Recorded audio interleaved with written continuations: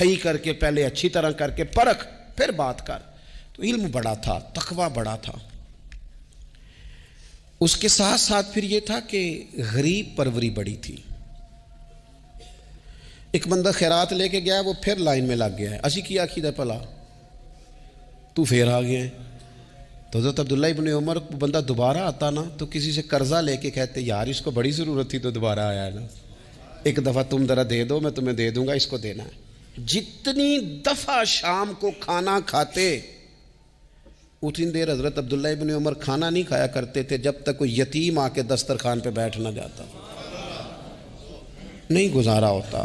اور یار کیسے لوگ کھا لیتے ہیں، اعلیٰ غذائیں کھا رہے ہیں، اور ایک طرف ایک بہن مجبور بیٹھی ہے، بھائی مجبور بیٹھا ہے، سسرالی رشتہ داروں میں لوگ مجبور بیٹھے ہیں، عزیزوں میں لوگ مجبور بیٹھے ہیں، یتیم غریب مسکین، اور یہ روز نئے سے نیا ذائقہ. جب تک